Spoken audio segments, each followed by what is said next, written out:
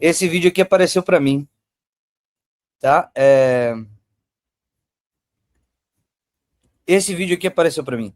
Tem uma coisa estranha no terror japonês. Jurandir Gouveia. Eu quero chamar a atenção de uma coisa, ó.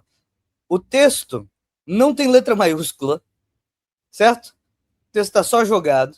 Nunca tinha visto esse canal na minha vida. Pelo visto é um canal grande, ele tá verified. E o nome do canal é só o nome do cara, né? Jurandir Gouveia. Eu não conhecia esse cara. Nunca vi, nunca tinha visto. Eu vi o vídeo é bom, muito bom, na verdade. Só que quando eu li esse texto,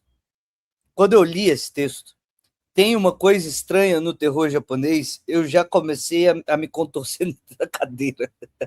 Eu já comecei a me contorcer na cadeira, já comecei a me mexer assim, sabe? Ai, cara, que caralho. Mas o vídeo é bom, o vídeo é bom pra caramba. O vídeo é muito bom mesmo, muito bom mesmo.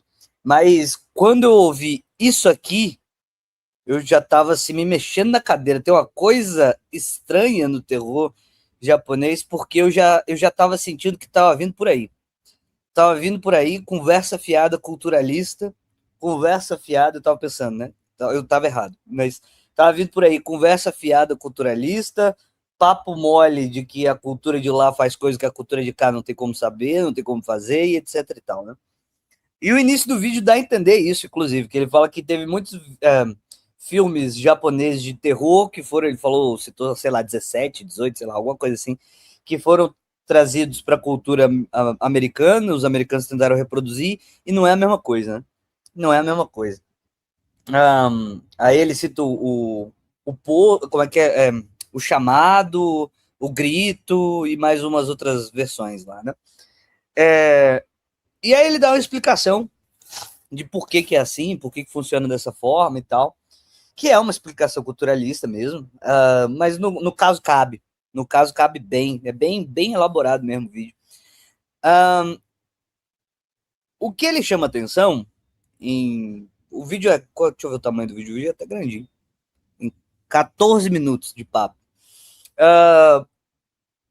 Ele chama atenção de algumas coisas, né? E entre elas eu quero citar as que me tocaram, né? Ele fala o seguinte: lá você tem uma tradição muito antiga, isso já começa a me incomodar pra caralho, e eu vou explicar por que isso me incomoda pra caralho, de terror, mesmo antes do cinema, e que o cinema deles absorve um pouco dessas coisas. Ele cita uma questão, um exemplo. Ao invés de fazer um terror com susto, que faz assim, você faz você vai intencionando a coisa, te puxa o negócio para não sei o que, etc. E dá o susto na pessoa. A pessoa toma um susto e depois ri de ter tomado susto. Ele fala que é assim que funciona. E no terror ocidental, é assim que funciona. É o jump scare, né? Enquanto quando você faz isso naqueles filmes, você faz um tensionamento que só de colocar o monstro na tela, ele se aproxima e você tem aquele sentimento de que o mal tá ali. Não é um mal que vai aparecer de repente, não é um susto que vai aparecer de repente, é um negócio que se estica e te deixa em tensão. E aí ele fala que dentro da cultura shintoísta e etc., o mal está na natureza, não é um mal igual no cristianismo, que ele vem de fora, ele é sobrenatural, e ele aparece e tal, e tal, e tal, e tal. Aí ele dá aquela explicação dele lá, né? A explicação não é de todo ruim, não. Não é de todo ruim, não. É aquele mal que tá ali. Então, tipo assim, por exemplo, quando você vê a cena sei lá, do poço, ou do poço, eu sempre falo poço, o chamado, ou então do grito, e etc e tal, não é sobre te dar um susto, é de colocar aquela coisa na tela e ela ficar ali, e isso te dá uma certa tensão que se estica, né? Ela é uma tensão que se estica, porque a coisa tá ali, ela não chegou e ela vai ser exorcizada, né? Essa é a explicação que ele dá. Os perigos da natureza. Aí tem outra coisa que ele fala também. Eu vou explicar porque isso tudo me incomoda muito, tá? Vou insistir, o texto não é ruim. O texto não é ruim. O pessoal tá dizendo aqui que o cara é de direita e etc. Veja só, o texto não é ruim. Eu só quero te dizer por que isso me incomoda. O outro que ele fala é o seguinte: é muito comum colocar mulheres como fantasmas porque sofreram alguma coisa no passado e elas não são vingativas. A questão que se coloca não é uma vingança, ir atrás dos familiares, ir atrás da pessoa, não é uma vingança. É uma coisa que atinge a todos, porque é uma ideia de que é um sofrimento, que a gente se compadece desse sofrimento que aconteceu numa vida que a pessoa teve lá no passado, e fazer a gente sentir esse sofrimento é uma coisa.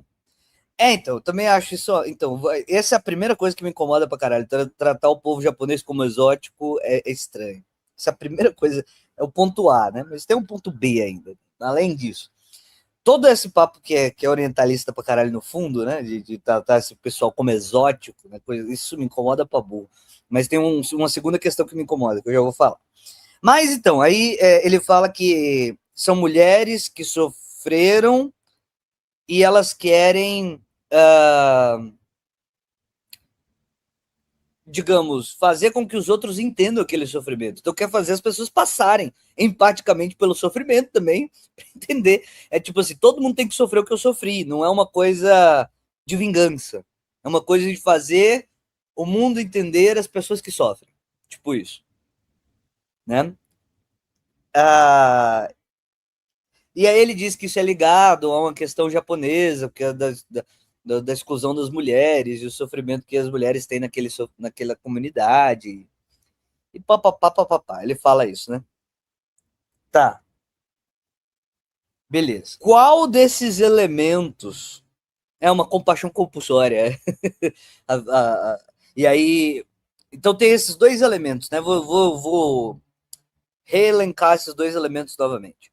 Um primeiro elemento é o elemento do existem o bem e o mal existem na natureza e a gente tem que se acostumar com isso, né, com a existência do mal e por isso que a tensão se alonga, porque o mal está aí, ele não vai não vai mudar.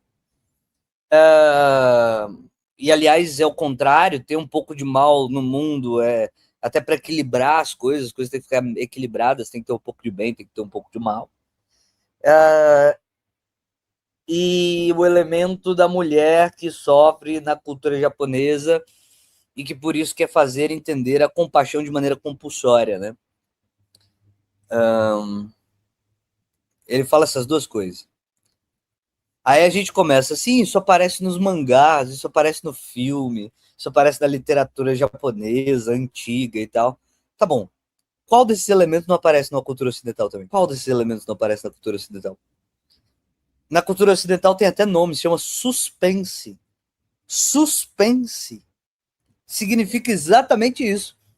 Você suspende a coisa, certo? Suspense, ele mexe exatamente com essa noção de esticar no tempo uma angústia. O suspense é isso. Você fica angustiado porque aquela tensão tá ali e tal. Não tem nada de diferente. Não é isso. Isso não é o elemento que só tem lá e não tem aqui. O elemento das mulheres sofrendo, sendo perseguidas dentro de terror americano, não tem pra caramba isso, o sofrimento da mulher, o fantasma feminino, a mulher, como é que é aquela, a Blood Mary, a Blood Mary, a Blood Mary, você bate no banheiro, aquela menina daquele filme clássico que cai o sangue em cima dela e ela quer explodir tudo e a todos e a todo mundo, né? É... Medeia, Medeia, não é exatamente isso? Medeia, Carrie é estranha, Medeia, Medeia, porra, no início da história ocidental. Medeia. Não é exatamente isso? Tem mesmo algo que é único a uma cultura que não tem na outra cultura? Não existe, né? Não existe, né? Não existe, né? Não existe. Então, o que existe mesmo de diferença é ênfase. Né? Ênfase existe de diferença. Né? Tem ênfases maiores em certo tipo de cultura e outra ênfase maior em outra cultura. Né? Mas não é uma coisa incompreensível. Não é uma coisa diferencial. Eu quero chamar a atenção nesse momento, nessa fala, que tem uma espécie de fetichização das culturas estrangeiras, das culturas que são distantes do que a gente está acostumado, que são próximas do que é mais transmitido para a gente, e que as coisas são formuladas com palavras diferentes.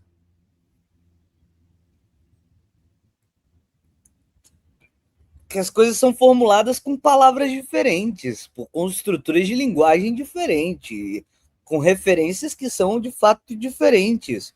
Mas isso não torna a tradução incomunicável, a impossibilidade, quer dizer, isso é uma coisa que só é possível você fazer se você nasce em japonês, tá ligado? Isso é extremamente horroroso. Isso é extremamente horroroso, esse exotismo, essa criação de um exotismo, uma especialidade exótica que só tem lá e é irreproduzível nos cantos de cá, meu Jesus do céu, isso é horrível. Isso é horrível. Que você conseguir cravar as origens particulares de um costume particular que é mais enfático em um lugar do que em outro, ok. Agora, intraduzibilidade, porra. Porra. Intraduzibilidade é complicado. Essencialismo cultural é complicado pra cacete. Essencialismo cultural. E é como se a gente. O Brasil é exatamente, o Brasil é assim até hoje, né? O Brasil é futebol, samba e brigas de facção na favela, né? Futebol, samba e brigas de facção na favela. Porra. Não, no Brasil tem futebol, no Brasil tem samba e tem brigas de facção na favela. Tem isso tudo, mas não é só isso, né? Não é só isso, né? Não é só isso. Esses elementos estão lá, né? Esses elementos estão lá, né? E aí você cria um essencialismo cultural que, meu Jesus Cristo, né? Meu Jesus Cristo.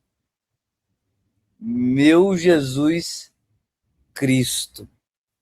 Intraduzibilidade, saudade só tem no português, né?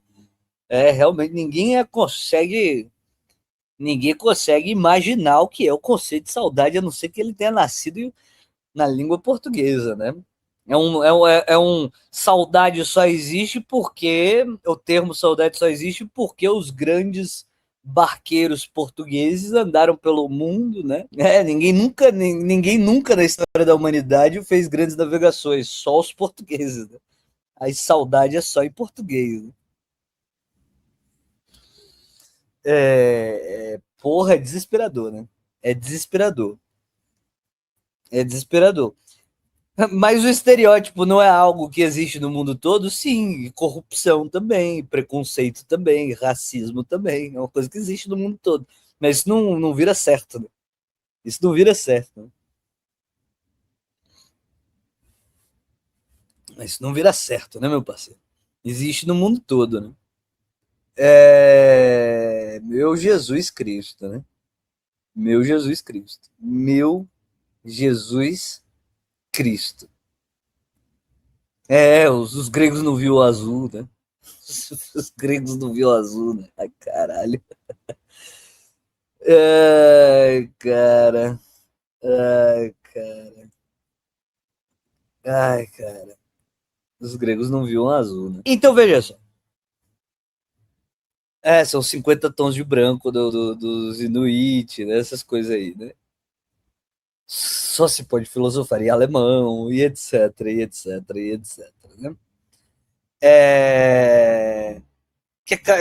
tipo assim, que as coisas influenciam, é óbvio que influenciam, né? É óbvio que influenciam. O lugar onde você nasce, as tradições que você acostumou a ler quando você era criança, tudo isso faz diferença, é óbvio que faz. Né? Mas a galera pega pesado, né? A galera pega pesado pra caralho, exagera pra caralho, né? Isso, aí a gente fica entre os dois extremos, né? Os arquétipos universais, e só essa tribo consegue ver essa porra, né?